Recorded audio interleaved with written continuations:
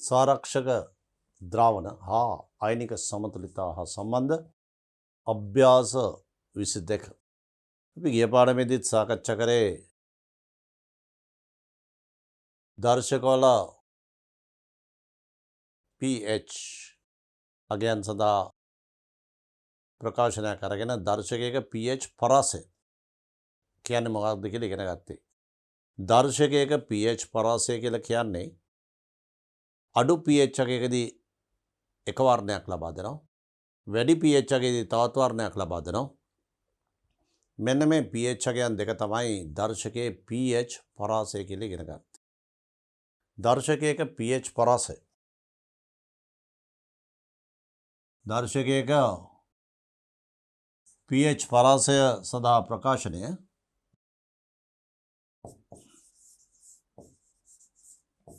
pH පරාසය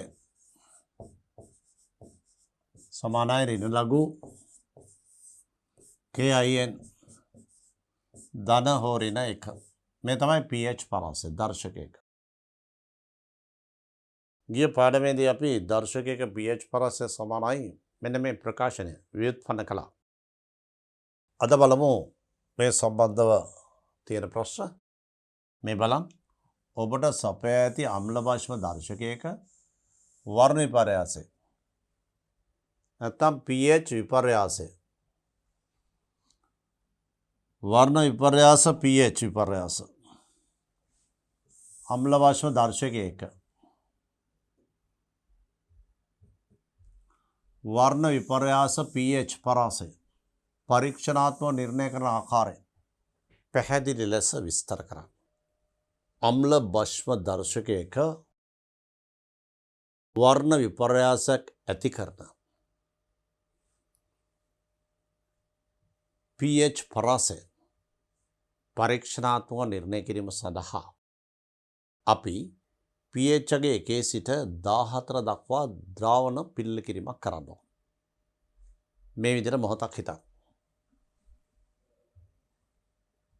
මේ අවස්ථාව ඔබ pH ගේ 1 සිට 14 දක්වා ද්‍රාවණ පිල්ල කිරීම කරනවා. ඊට පස්සේ අපි හිතමු pH ගේ 1. මේ තියෙන්නේ pH ගේ 1 2 3 5 7 9 10 12 14 වූ pH අගයන් එකිනෙකට වෙනස් ද්‍රාවණ රාශියක් පිළිල කළා. අපි මේවට එකතු කරනවා පිනොප්තලින් බිඳු දෙක බැගින්. මේ සෑම ද්‍රාවණයකටම පිනොප්තලින් එකතු කරනවා. මේ ද්‍රාවණයට පිනොප්තලින් එකතු කරනවා. පිනොප්තලින් බිඳු දෙක බැගින්. පිනොප්තලින් බිඳු දෙක බැගින් එකතු කරලා බලනවා වර්ණ. මෙන්න මේ 1 සිට 8 දක්වා වූ සෑම ද්‍රාවණයකදීම පිනොප්තලින් අවර්ණයි. 10 සිට 14 දක්වා රතු පාට. රතු පැහැ. මේ අනුව පිනොප්තලින් නැමැති දර්ශකයේ වර්ණ වෙනසක් ඇති කරන pH අගයන් දෙක තමයි මේක. අඩු pH එකේ දෙක පාටක්, වැඩි pH එකේ තව පාටක්. අන්නේ පාට දෙක ලබා දෙන pH අගයන් දෙකට කියනවා pH පරාසය. මේ අනුව අපි pH පරාසය පරීක්ෂණාත්මකව සොයනවා නම් අපි ඒ සඳහා pH ගේ 1 සිට 14 දක්වා ද්‍රාවණ පිල්ල කරගන්න ඕන. අපි 1m HCl ද්‍රාවණයක් ගමු. මේ බලන්න. මුලින්ම කරන්නේ අපි pH අගය 0 සිට 14 දක්වා ද්‍රාවණ පිළියෙල කිරීම.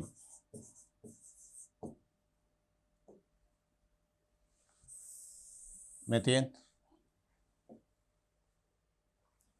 0 ඉඳලා 14 දක්වා. මේ සඳහා අපි තෝරගමු 1m/HCl. ඒ කියන්නේ 1 ඝන ඩෙසිමීටර මවුල වන HCl ද්‍රාවණයක් මේ සඳහා භාවිත කිරීම. භාවිතා කිරීම. එතකොට මෙන්න මේ ජලීය ද්‍රාවණයේ pH එක ගත්තොත්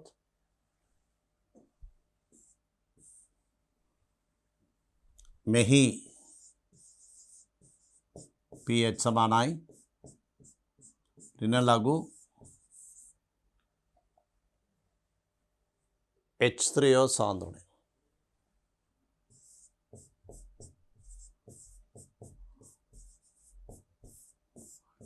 එතන මෙතන එන උත්තරේ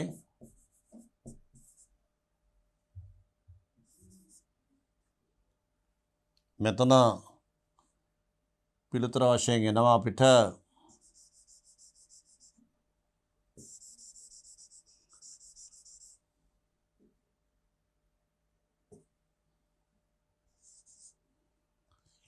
ඍණ ලඝු 1 කියන්නේ බිඳුව. pH එකේ බිඳුව වන ද්‍රාවණය එන්නේ. සාන්ද්‍රණයේ ඝන ඩෙසිමීටර මෝල් එකක් නම් pH එකේ බිඳුව.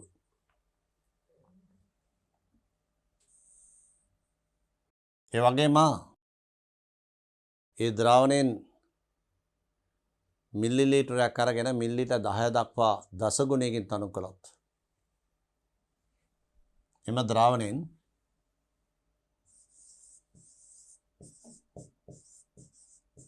ද්‍රාවණයෙන්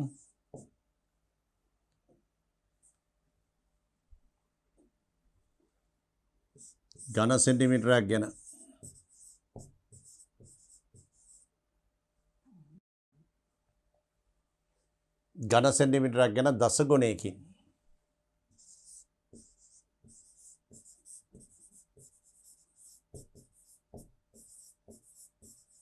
තනුක කළ විට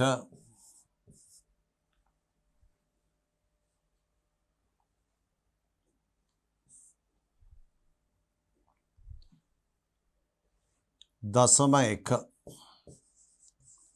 ඝන ඩෙසිමීටර මවුල වන HCl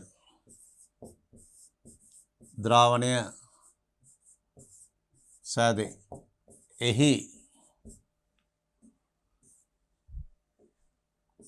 pH ගේ එකකි. එතකොට දශම 1 ද්‍රාවණය එනවා. අපි එම ද්‍රාවණයෙන් ඝන සෙන්ටිමීටරයක් අරගෙන එම ජලීය ද්‍රාවණ එම HCl ජලීය ද්‍රාවණයෙන්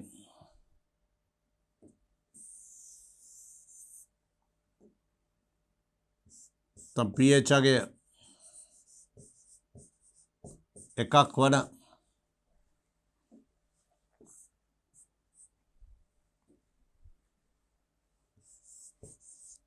pH ගේ එකක් වන ජලීය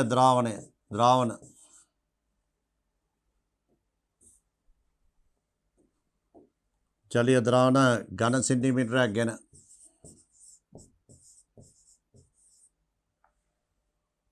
ආශ්‍රිත ජලයෙන් දස ගුණයකින් තනු කළ විට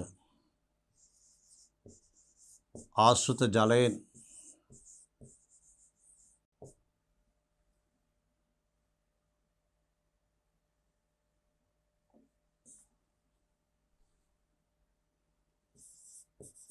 තනුක කළ විට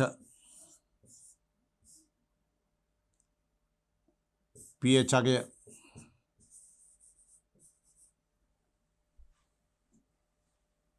දෙකක් වන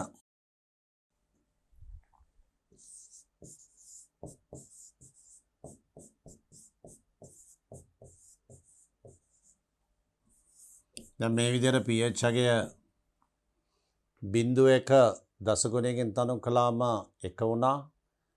pH එක එක ද්‍රාවණයෙන් මිලිලිටරයක් අරගෙන දසගුණයකින් තනු කරාම pH එක දෙක වුණා. මේ ආකාරයට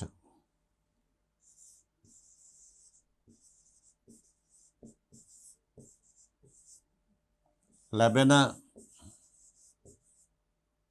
ජලීය ද්‍රාවණ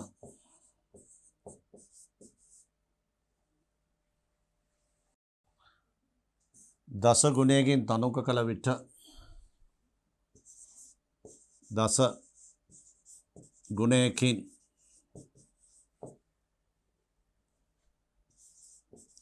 තනුක කළ විට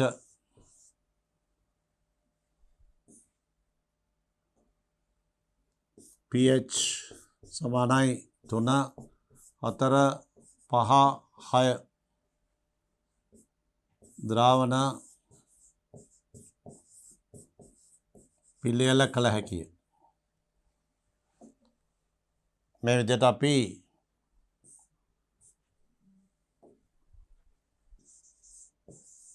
pH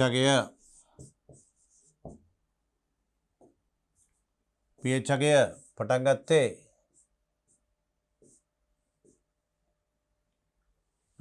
බිංදුවෙන්. බිංදුව ද්‍රාවණය දසගුණයකින් තනු කළා එක වුණා. එක දසගුණයකින් තනු කරාම දෙක දසගුණයකින් තනු කරාම 3 ඔය විදිහට pH අගය බිංදුවේ ඉඳලා 6 දක්වා ද්‍රාවණ පිළිල කිරීම කරන්න පුළුවන්. ඒ HCl පාවිච්චි කළා. ඒක අවස්ථාව. ඒ තමයි HCl භාවිතයෙන් මේ විවිධ අඩු pH එකක් නැති ද්‍රාවණ පිළිල කිරීම. බිංදුවේ සිට 6 දක්වා. දැන් බලන්න pH එකේ බිංදුවේ සිට 14 දක්වා වූ ද්‍රාවණ වලින් බිංදුවේ සිට 6 දක්වා මේ හැදුවේ. දැන් අපි ගමු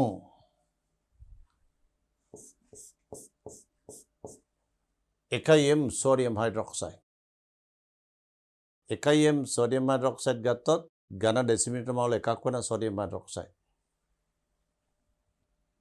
මේ බලන්න.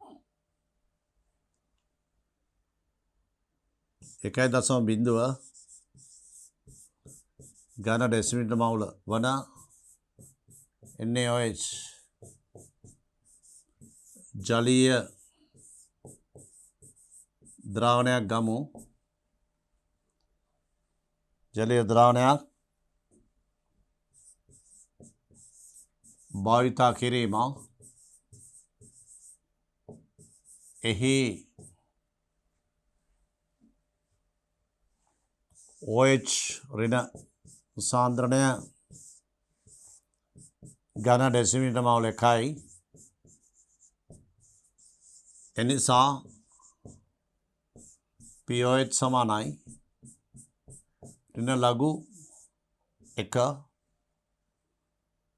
බිංදුවයි. එනිසා pH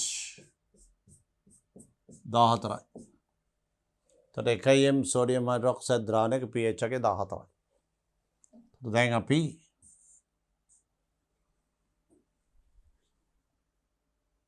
මෙම ජලීය ද්‍රාවණ ඝන සෙන්ටිමීටරයක් ගැන එහි මුළු පරිමාව ඝන සෙන්ටිමීටර් 10ක් දක්වා ආශ්‍රිත ජලයෙන් තනු කරනවා. ආශ්‍රිත ජලයෙන් තනු කිරීම.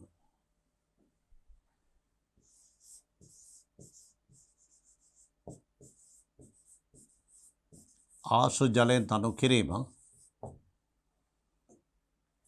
එතකොට දැන් pH අගය මේ තියෙන්නේ මෙතන pH එකේ බිඳුවයි. දැන් අපි ගත්තේ 1m සෝඩියම් හයිඩ්‍රොක්සයිඩ්. ඒකෙන් ඝන සෙන්ටිමීටරයක් කරගෙන ඝන සෙන්ටිමීටරය මුළු පරිමාව ඝන සෙන්ටිමීටර 10ක් වෙනතුරු ආශ්‍රිත ජලයෙන් තනු කරා. එතකොට OH යන සරණය 0.1යි. මේක 10න් එකක් දක්වා අඩු වෙනවා. මෙහිදී ලැබෙන ද්‍රාවණයේ හයිඩ්‍රොක්සිල් සාන්ද්‍රණය OH ඍණ සාන්ද්‍රණය 0.1යි. ඝන ඩෙසිමීටර් මවුල. එතකොට pH 1යි pH 1යි එනිසා pH 13යි. ඒ දෙක එකතුව 14යි. මේ සියල්ලම සෙන්ටිග්‍රේඩ් අංශක 25 දී තමයි මේ පිළිල කිරීම කරන්නේ. ඒතර 13යි, එතන 1යි 14යි. pH සර pH එකතුව 14යි සෙන්ටිග්‍රේඩ් අංශක 25 දී. දැන් මෙතන pH 14 ගත්තා pH 13 මෙම ජලීය ද්‍රාවණය දස ගුණයකින් තනුක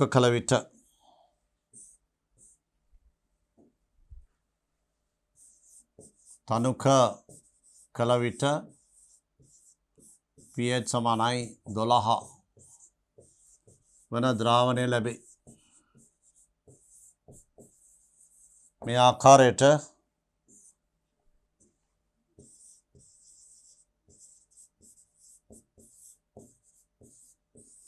ලැබෙන ද්‍රාවණ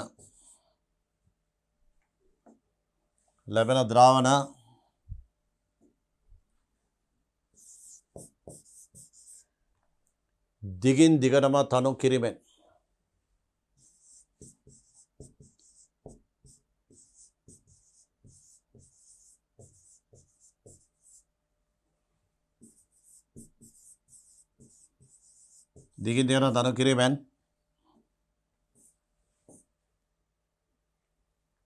pH අගය 11 අගය 11 10 9 8 ද්‍රාවණ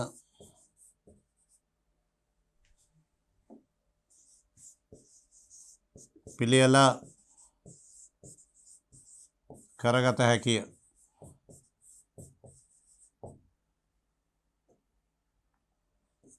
මේ විදිහට pH අගය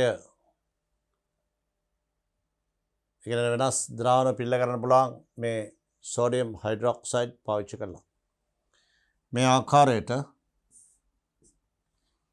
අපි දැන් pH අගය අඩු ද්‍රාවණ 1 ඉඳලා නැත්නම් 0 ඉඳලා 6 දක්වාත් ඒ වගේම pH එක 8 ඉඳලා 14 දක්වාත් ද්‍රාවණ පිළිල කරා. දැන් pH එක 7 සෙන්ටිග්‍රේඩ් අංශක 25 දී ආශ්‍රිත ජල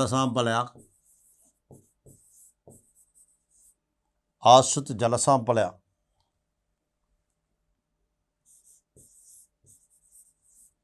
pH සමානයි 7 වන ද්‍රාවණය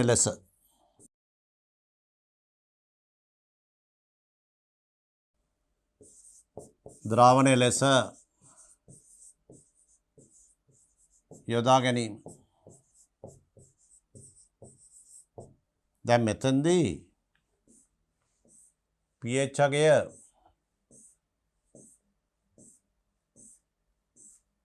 0 සිට 14 දක්වා ද්‍රාවණ පිළිල කිරීම තමයි මේ කළේ. එතකොට අපි පටන් ගත්තේ මේ විදිහට.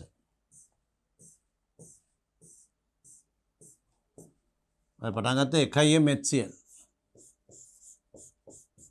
එකයි MHCl ගාම pH අගය බිඳුවයි. ඒක දස ගුණයකින් තනු කළා. දස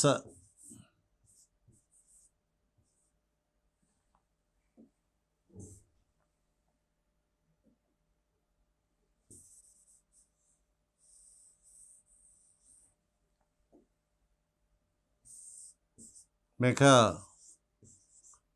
දස ගුණයකින් තනුක කිරීම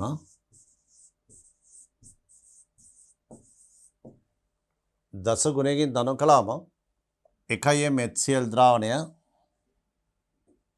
0.1 MHCl බවට පත් වෙනවා.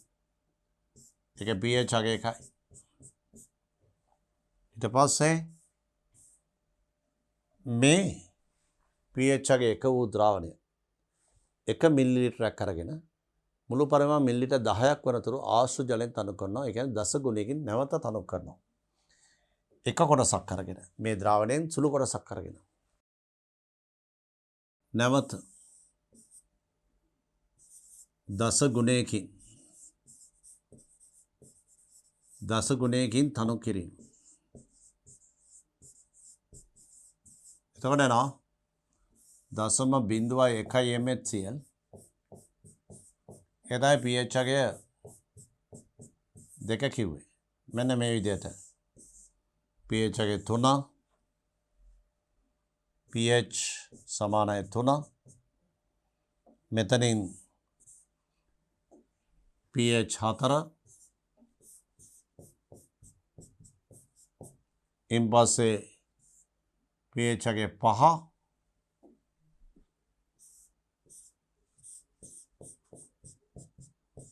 ඊට පස්සේ pH අගය 6 මේ විදිහට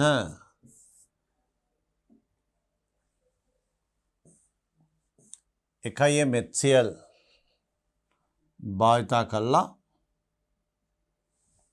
මේ විදිහට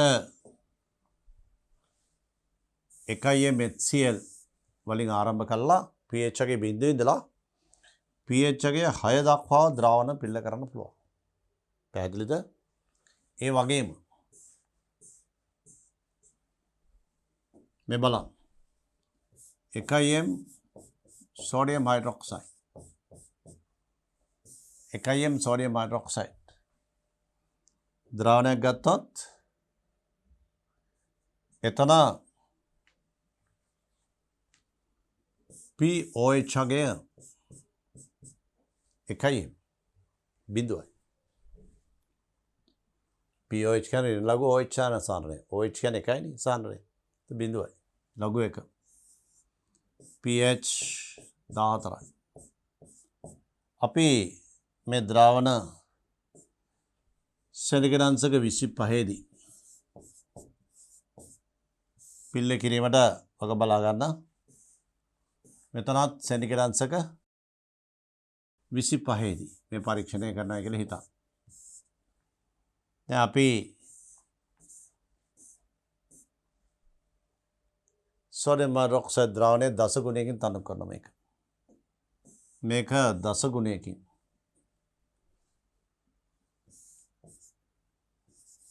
දස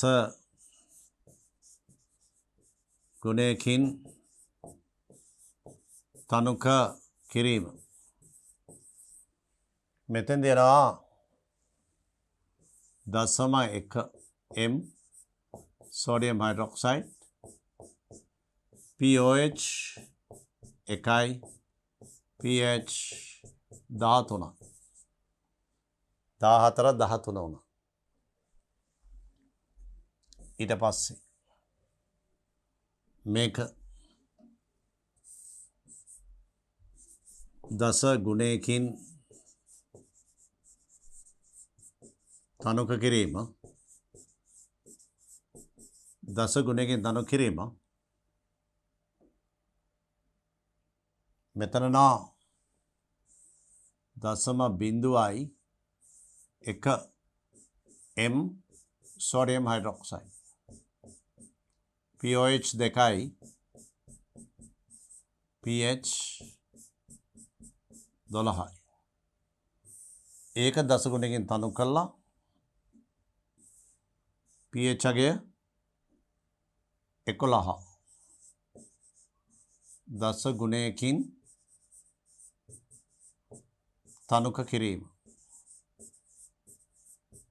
මෙතනින් යනවා pH 11 ඒක දස ගුණයකින් තනු කළාම pH 10 මේක දස ගුණයකින් තනු කළාම pH 9 මේක දස ගුණයකින් තනු කළාම pH 8 මෙන්න මේ විදිහට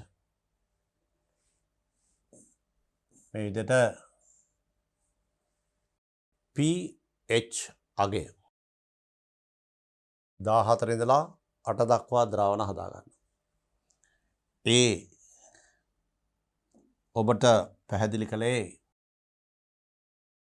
මුලින්ම විභාගයකදී ලිවිය යුතු කරුණු. මේකදී අපෙන් අහන්නේ අම්ල භෂ්ම දර්ශකයක මේ බලන්න. අම්ල භෂ්ම දර්ශකයක වර්ණ විපර්යාස අම්ල භෂ්ම දර්ශකයක වර්ණ විපර්යාස pH පරාසය පරීක්ෂණාත්මක නිර්ණය කරන ආකාරය. පරීක්ෂණාත්මකව නිර්ණය කරන ආකාරය පැහැදිලි කරා. එතකොට මුලින්ම ලියන්න ඕන කරුණ තමයි pH අගය 0 සිට 14 දක්වා ද්‍රාවණ පිල්ල කිරීම. මෙතෙන්දී 1 HCl ද්‍රාවණයක් පාවිච්චි කරන්න. 1 HCl ද්‍රාවණය. එතෙන්දී ආරම්භක උෂ්ණත්වය සෙන්ටිග්‍රේඩ් අංශක 25 කියලා ගන්න. මෙතන සෙන්ටිග්‍රේඩ් අංශක 25 දී 1 HCl ද්‍රාවණයක් අරගෙන මේ විදිහට pH අගය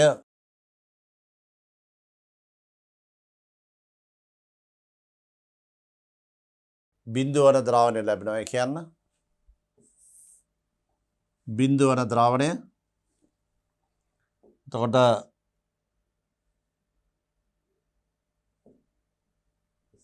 ඊට පස්සේ ඒක දස ගුණයකින් තනු කළාම pH අගය 1 වන ද්‍රාවණය. ඊට පස්සේ එය නැවතත් දස ගුණයකින් තනු කළාම pH අගය 2 ද්‍රාවණය. මේ ආකාරයට දිගින් දිගටම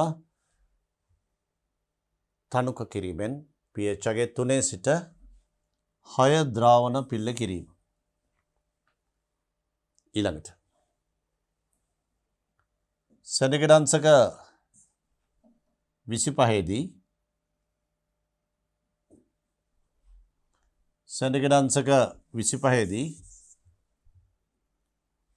ඔබ සඳහන් කරන්න මේ විදිහට සෙන්ටිග්‍රේඩ් අංශක 25 දී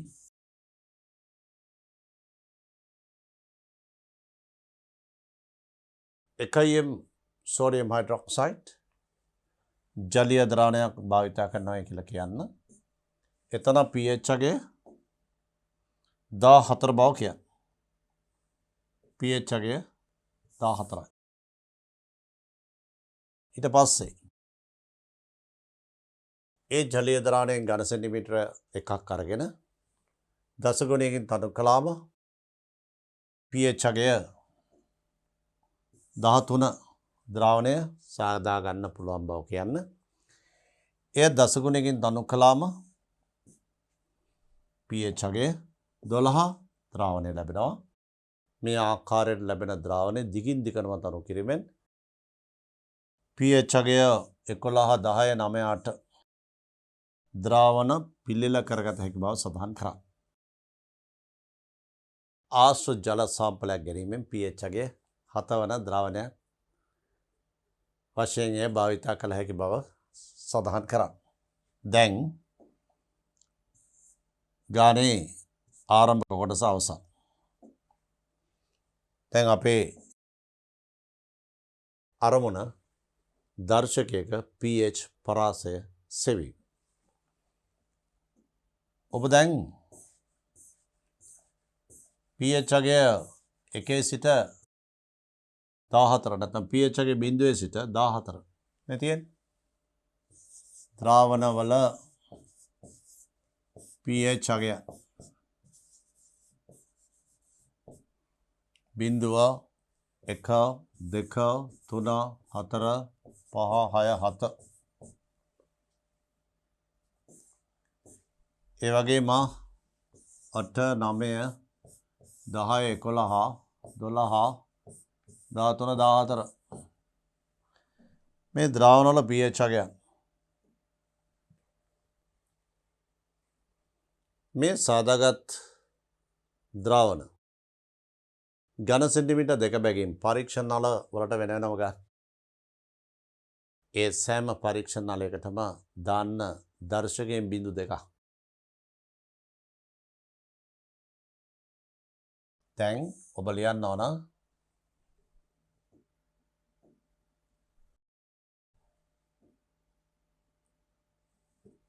විවිධ මේ විදිහට විවිධ pH අගයන් විවිධ pH අගයන් ඇති ද්‍රාවණ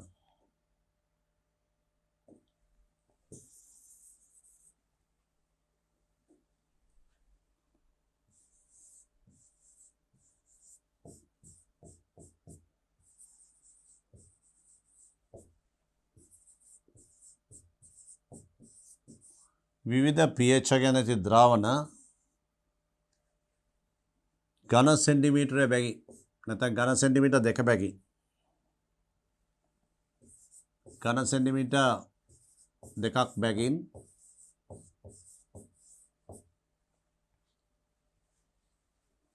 පරීක්ෂණ නලවට වෙන වෙනම ගෙන පරීක්ෂණ නලවලට වෙන වෙනම ගෙන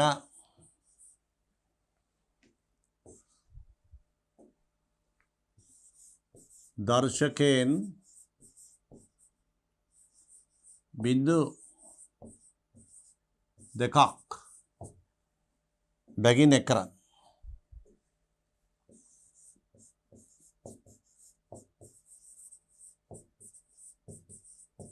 මෙතිය සෑම පරීක්ෂණ නලයකටම දර්ශකයෙන් බිඳු 2 බැගින් එකතු කරනවා. දැන් වර්ණ විපර්යාසයක් ලබා දෙන pH අගයන් දෙක හොයාගන්න. අපි හිතමු මේ පරීක්ෂණය කළාම මෙන්න මෙතෙන්දී pH අගය 4 දී අපිට ආවා pH අගය 4 දී කහ පාට 1 ඉඳලා 4 දක්වා 6න් පස්සේ ආවා නිල් පාට. එතකොට නිල් බලන්න වර්ණ වෙනසක් ඇති කරන pH අගයන් දෙක. අඩු pH අගයකදී එක පාටක් වැඩි pH අගයේ තව පාටක්. ඒ වර්ණ වෙනස ඇති කරන pH අගයන් දෙකට කියනවා pH පරාසය. එතකොට අපි දර්ශකයෙන් බිඳු 2 බැගින් එකතු කරේ. දැන් අපිට පුළුවන් හොයාගන්න වර්ණ වෙනසක් ඇති කරන pH අගයන් සොයා ගැනීම.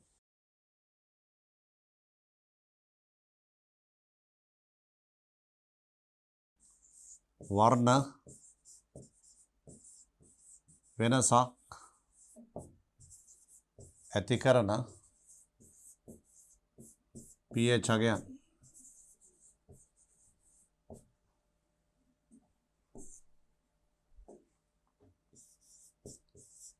නිරීක්ෂණය කිරීමෙන් සොයා ගැනීම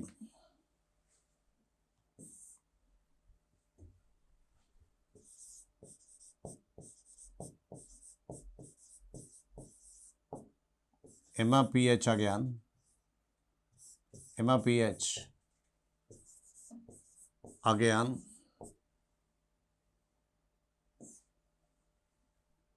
pH පරාසය නම් වේ. මේ අනුව බලන්න දැන් අපි ද්‍රාවණවල pH අගයන් 0 ඉඳලා 14 දක්වා අපි මේ සෑම ද්‍රාවණයකටම දර්ශකයකින් 0.2ක් එකතු කළා. දර්ශකයෙන් 0.2ක් එකතු කළාම මෙන්න මේ වෙලාවේදී කහ පාටක් නිරීක්ෂණය වුණා. ඒ කියන්නේ එක වෙලාවකදී කහ පාටක්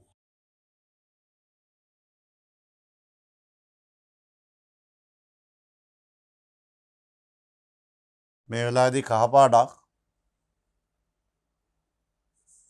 මේ වෙලාවේදී නිල් පාටක්. එතකොට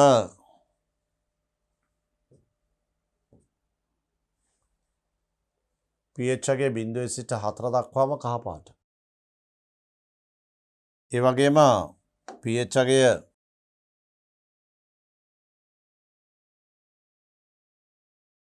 6 සිට 14 දක්වාම නිල් පාට. එතකොට දර්ශකයේ වර්ණ වෙනසක් ඇති කරන pH අගයන් දෙක තමයි pH පරාසය කියන්නේ. මේ අනුව pH පරාසය වෙන්නේ මේකේ මේ දර්ශකයේ pH පරාසය නිදසුන්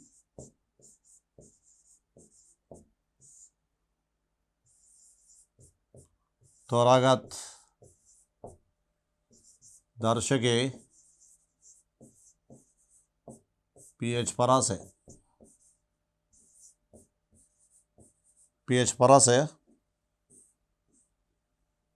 මෙතින් 4 සිට 6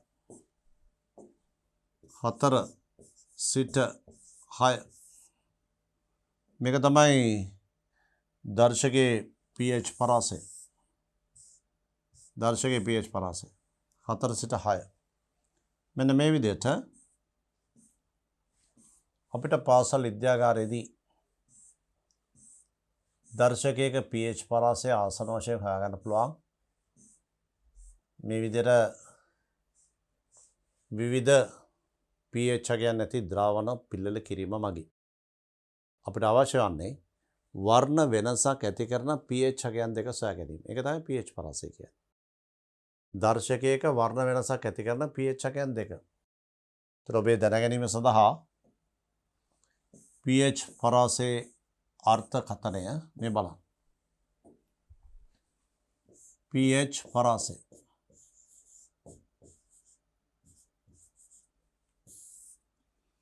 දර්ශකයක pH පරාසය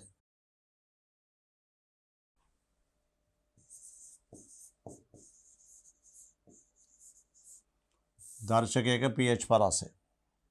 එතකොට දර්ශකයක් අඩු pH අගයකදී එක් වර්ණයක්ද වැඩි pH අගයකදී තවත් වර්ණයක්ද ගෙන දේ නම් එම pH අගයන් දර්ශකයේ pH පරාසය නම් වේ.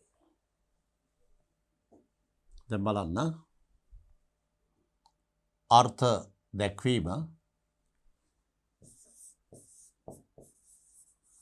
දර්ශකයක්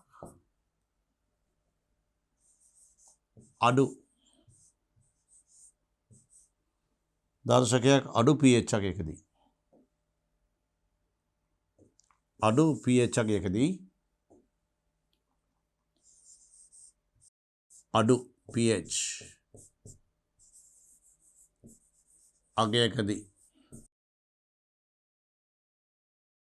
අඩු pH අගයකදී වැඩි pH අගයකදී ඒ වගේ අවස්ථා දෙක නම් කරන්න. අඩු pH අගයකදී එක් වර්ණයක්ද වැඩි pH අගයකදී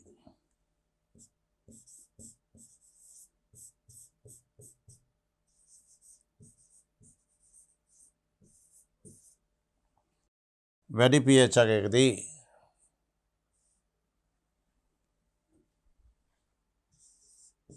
තවත් වර්ණයක්ද ලබා දේ නම් එම pH අගයන්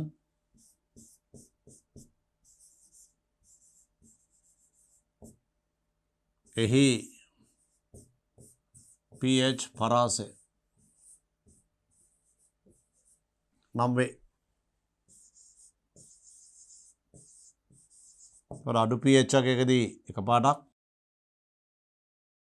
වැඩි pH අගයේ තවත් පාටක් අන්නේ pH අගයන් දෙකට කියනවා pH පරාසය. මේ බලන්න මෙතිල් ඔරෙන්ජ් pH පරාසය 3.1 ඉඳලා 4.4. ඒ කියන්නේ මේ මෙතිල් ඔරෙන්ජ් වල pH පරාසය මෙතිල් ඔරෙන්ජ් වල pH පරාසය මේකෙන් අදහස් කරන්නේ pH අගය 3.1කට වඩා අඩු නම් pH අගය 3.1ට වඩා අඩු ද්‍රාවණ වලදී මෙතිල් ඔරෙන්ජ්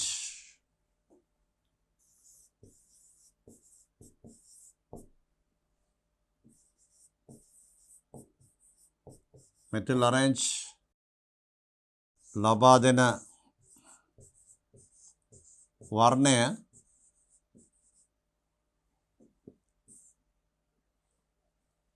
තුනයි දශම එකට වඩා අඩු ද්‍රාවණවලදී වර්ණය රතු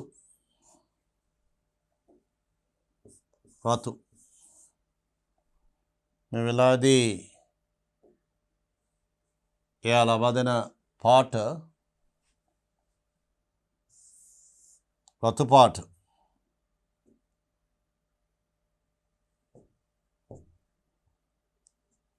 පාට ඒ වගේ pH අගය 3.1කට වඩා අඩු ද්‍රාවණවලදී ඒ වගේම pH අගය අපි ගත්තොත් 4.4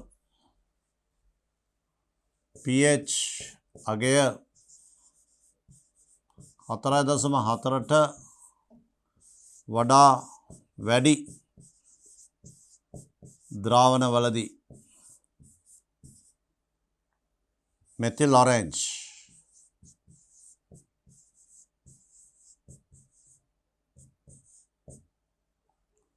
ලබා දෙන වර්ණය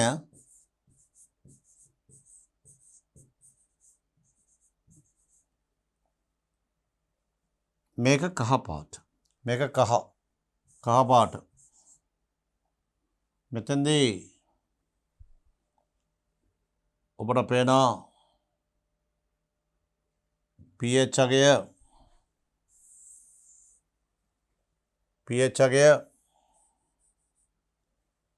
3.1කට වඩා අඩු නම් රතු පාට 4.4ට වඩා වැඩි නම් කහ පාට මේ තමයි වර්ණ වෙනසක් ඇති කරනු ලබන pH අගයන් දෙක. තද මෙතිල් ඔරෙන්ජ් වල pH පරාසය තමයි ඔය ඔබට කියලා දුන්නේ pH පරාසය pH අගේ 3.1කට වඩා අඩු නම් pH අගේ 3.1කට වඩා අඩු නම් එක පාටක් 4.4ට වඩා වැඩි නම් තව පාටක්. ඒ කියන්නේ අපි මෙතිල් ආරෙන්ජ් වල pH පරාසය ගත්තේ 3.1ට වඩා අඩු 3.1කට වඩා අඩු අවස්ථාව. මෙතන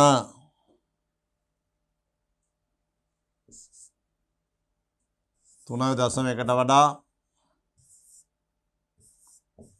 අඩු ද්‍රාවණ pH අගය අඩු ද්‍රාවණ මේ පැත්ත තියන්නේ මෙතන මේ පැත්ත pH අගය 3.1කට වඩා අඩු ද්‍රාවණ ඒ අඩු ද්‍රාවණ වලදී තමයි මේ රතු පාට එන්නේ මේ පැත්ත.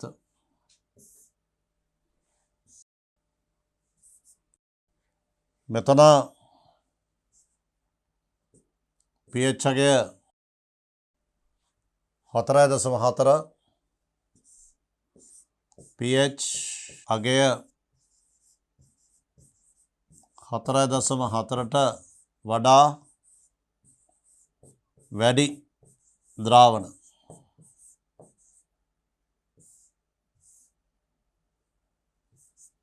මේ පැත්ත ඒක කහ පාට මෙතන මේ පැත්ත රතු පාට. එතන මේක තමයි pH පරාසය. මෙතන තමයි pH පරාසය 3.1 මේක 4.4. මෙයා කියන්නේ දෙක තමයි pH පරාසය කියලා කියන්නේ. 3.1න් අඩුවේ එක පාටක් 4.4න් පස්සේ වැඩිපුර pH අගයන් තියෙන ද්‍රාවණ සේරම එක පාටක්. මේ අනුව pH පරාසය අපට පැහැදිලි වර්ණ වෙනසක් ඇති කරන pH අගයන් දෙක. දැන් ඒ මෙතිල් ආරෙන්ජ්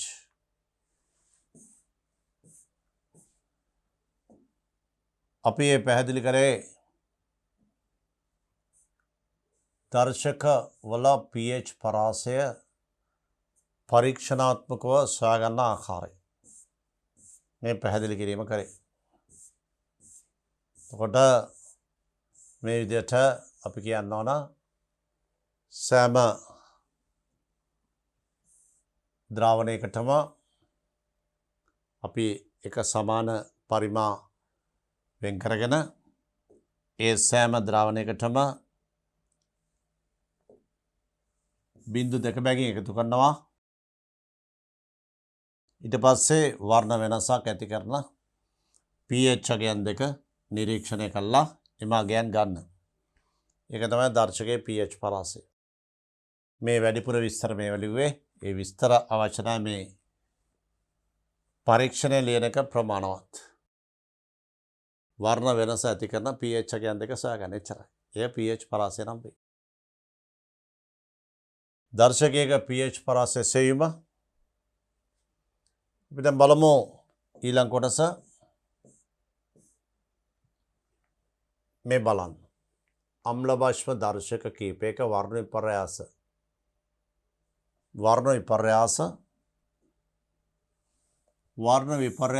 pH පරාස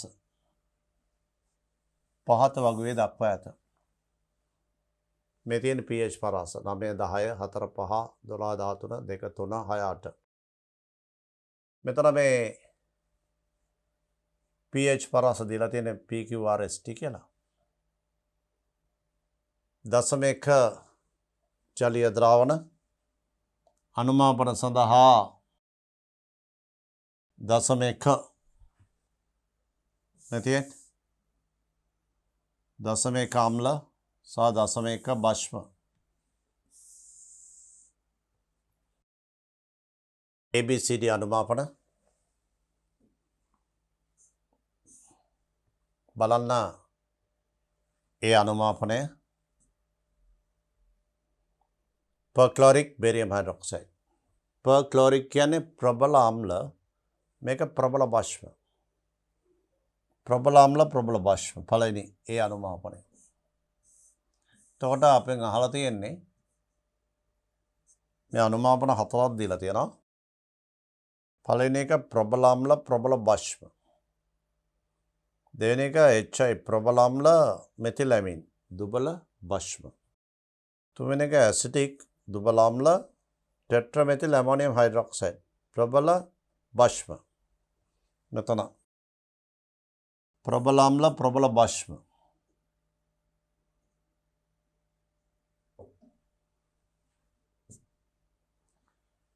ඊගාට ප්‍රොපොනොයික් ඇසිඩ් සහ එතිලැමින් දුබල ආම්ල දුබල භස්ම. කොට ඒ ප්‍රබල ආම්ල ප්‍රබල භස්ම. ඒ කියන අනුමාපනය ප්‍රබල ආම්ල ප්‍රබල භස්ම. You got a B, HI, ප්‍රබල අම්ල ප්‍රාථමික ඇමීන සියල්ලම දුබල භස්ම. දුබල භස්ම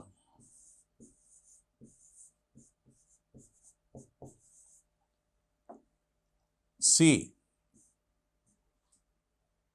දුබල ආම්ල ඇසිටික් දුබල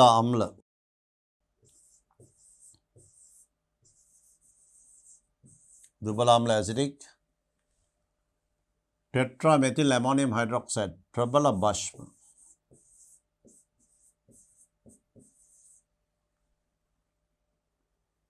ඊළඟට අවසාන එක ප්‍රොපොනොයික් ඇසිඩ් සහ එතිලැමින් දුබල ආම්ල දුබල භස්ම. දුබල අම්ල දුබල භස්ම. මෙන්න මේ අනුමාපන. කොට ABCD අනුමාපන මේ තියෙන්නේ මොනවද මේකෙත් කියලා තියෙන්නේ. එක් අනුමාපනයේදී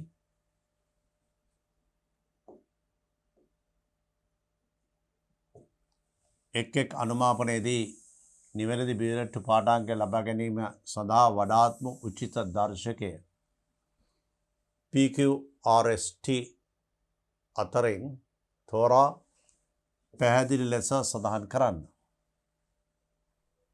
කිසියම් අනුමාපනයක් සඳහා ඉහත දර්ශක වලින් එකක්වත් උචිත නොවේ නම් ඒ කරුණද පැහැදිලි ලෙස සඳහන් කරන්න. ඒ කියන්නේ දර්ශක සුදුසු නොවේ නම් ඒ ගැන කියන්න. සැලකිය යුතුයි.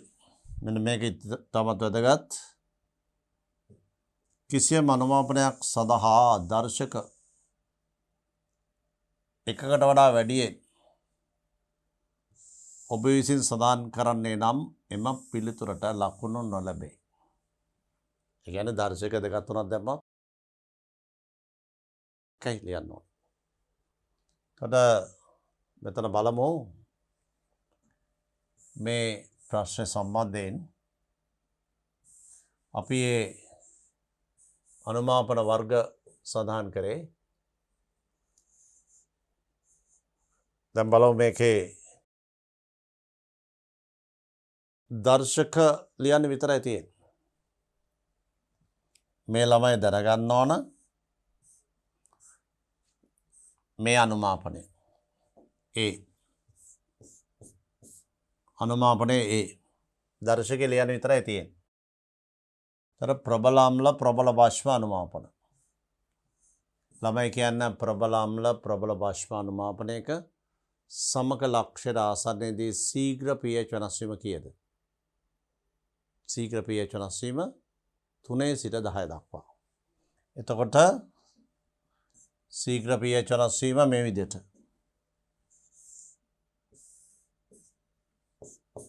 මෙහෙම එන්නේ. ශීඝ්‍ර pH වෙනස් වීම 3-10. pH ශීඝ්‍ර pH වෙනස් වීම 3-10.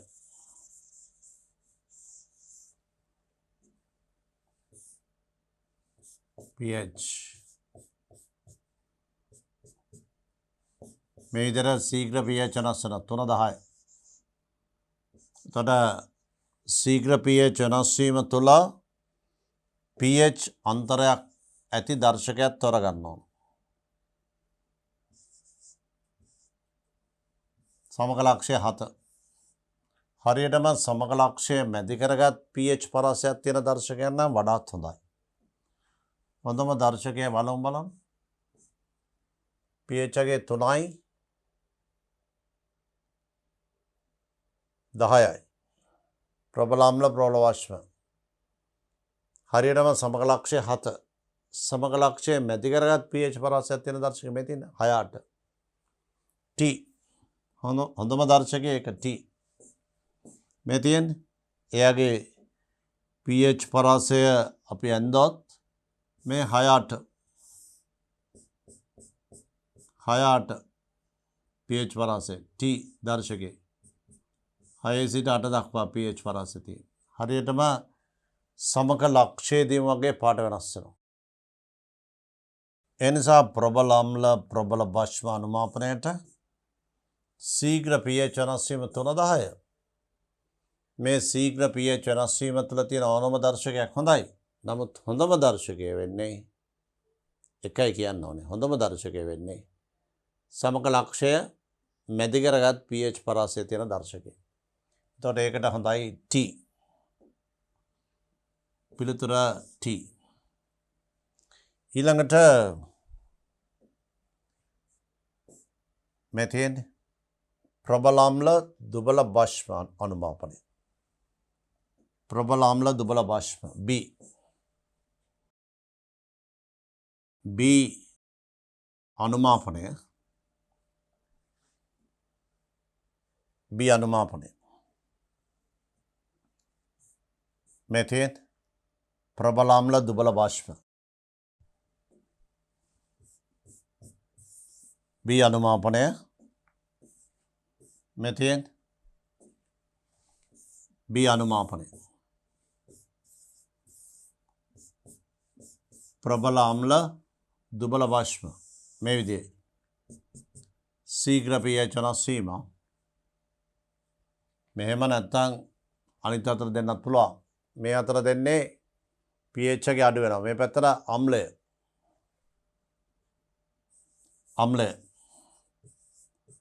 මේ පැත්තට දෙන්නේ එන්න pH එක අඩු වෙනවා. මේ පැත්තට භස්ම එහෙනම්. ඒ විදිහට 3-7 ප්‍රබල අම්ල දුබල භස්ම සමකලක්ෂය එන්නේ මෙන්න මේ හරිය 3-7 අතර. මේ සමකලක්ෂය. එතකොට මෙතන සමකලක්ෂය හඳුනා ගැනීමට තෝරා ගන්න දර්ශකයේ pH පරාසය 3-7 අතර තියෙනවා. වඩා හොඳයි වෙන්නේ මේ 4.5ට වගේ ආසන්න නම්. බලන්න.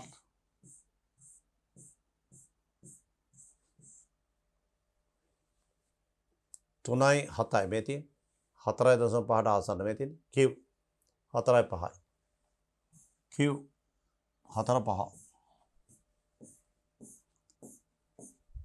මේ තියෙන්නේ ඒ දර්ශකය 4.5 Q pH පරාසය 4.5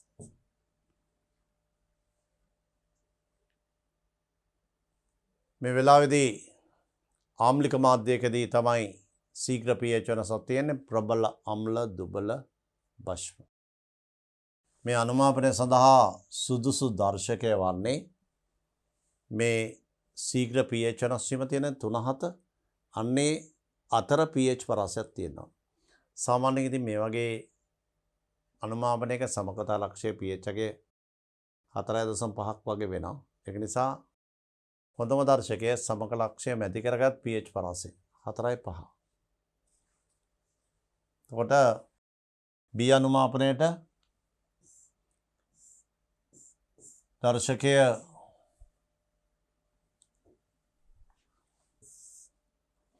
B අනුමාපනයේට දර්ශකය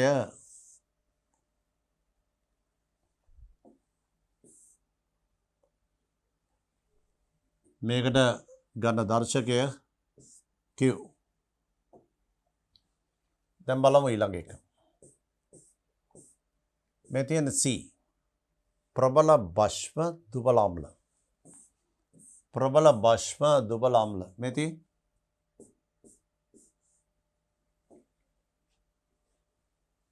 මේ විදිහේ ප්‍රබල භෂ්ම දුබල අම්ල මේ ශීඝ්‍ර pH වෙනස් වීම ශාරීය මාධ්‍යකදී pH අම්ල එකතු කරනකොට තමයි මේ විදිහට pH එක අඩු වෙන්නේ. මේ පැත්තට අම්ලය අනුමාපනය.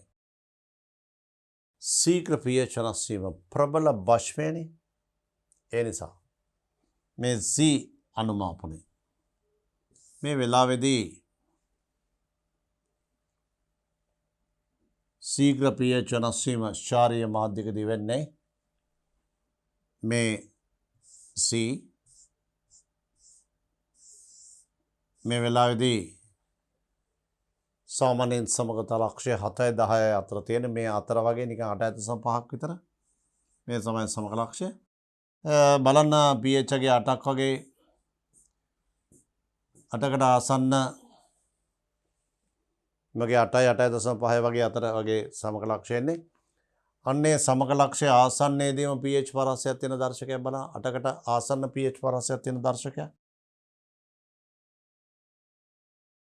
මේ තියෙන්නේ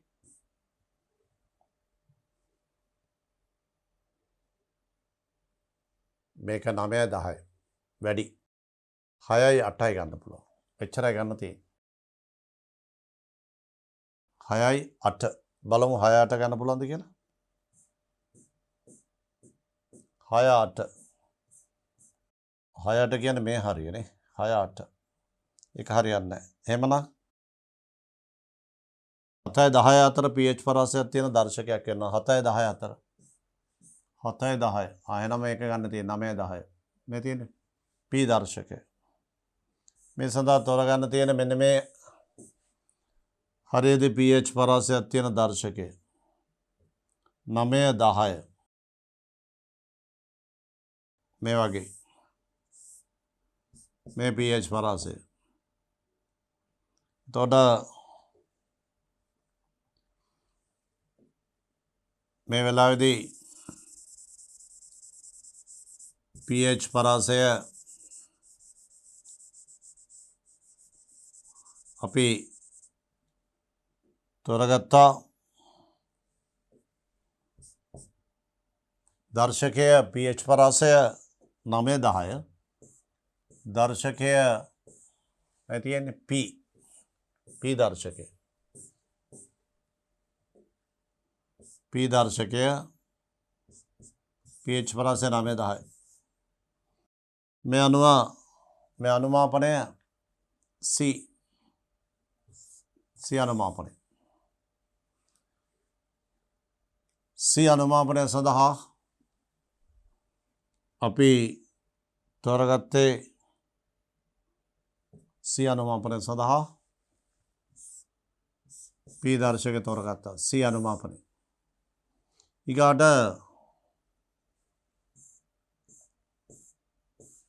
අවසාන එක දුබල ආම්ල දුබල භෂ්ම. මේ තියෙන D දුබල ආම්ල දුබල භෂ්ම අනුමාපනයක සමගතා ලක්ෂයට ආසන්නයේදී මේ බලන්න. ආසන වශයෙන් pH එකය 7කට ආසන්නයේදී වගේ සමගතා ලක්ෂය එන්නේ.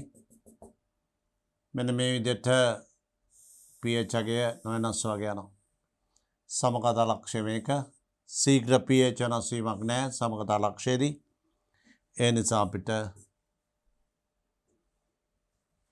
සමක ලක්ෂය හඳුනා ගන්න දර්ශකයක් පාවිච්චි කරන්න බෑ. ශීඝ්‍ර pH වෙනසක් තිබුණොත් විතරයි සමගතා ලක්ෂයට ආසන්නයේදී දර්ශකයේ පාට එකපාරට වෙනස් වෙන්නේ. එකපාරට දර්ශකයේ වර්ණ විපර්යාසයක් ගැන අපේක්ෂා කරන්න බැරි සමක ලක්ෂයට ආසන්නයේදී ශීඝ්‍ර pH වෙනස් වීම මෙහි නැති නිසා. තිරසක්ෂය අම්ලය මේ නිසා මෙතන අපිට යන්න ඕන මේකෙදි කියලා තිබුණා දර්ශක එකක්වත් උචිත නොවේ නම් ඒ කරුණද පැහැදිලි කර දෙන්න. මෙතන දර්ශක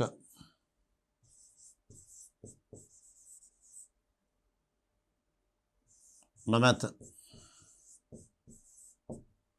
දර්ශක නැහැ. හේතු වශයෙන් කියනවා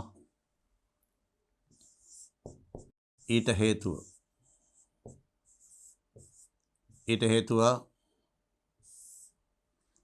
සමගතා ලක්ෂයට ආසන්නයේදී මෙම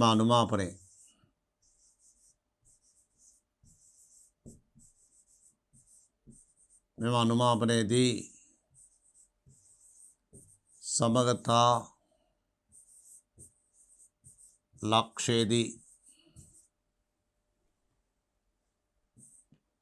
සමගතා ලක්ෂයේදී සෑදෙන්නේ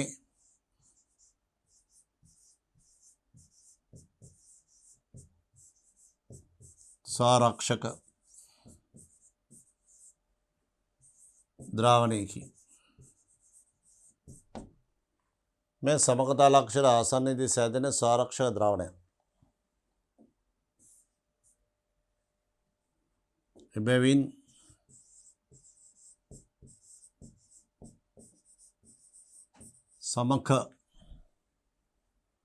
සමගතා ලක්ෂයේදී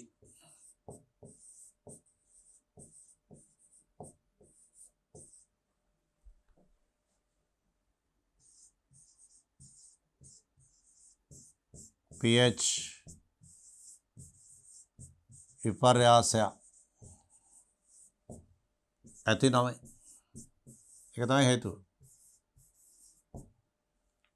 මේවා තමයි පිළිතුරු ලියන්න ඕනේ. එතකොට මේ වගේ අනුමාපන මේ තියෙන්නේ. මේ අනුමාපන කීපයක් දීලා තියෙනවා. එතකොට මේ අනුමාපන කීපයේදී අපි මුලින්ම තෝරගන්න ඕන මේ මොන වර්ගයේ අනුමාපනද කියලා. එතකොට මේ ළමයි ප්‍රබල අම්ල ප්‍රබල බාෂ්ප.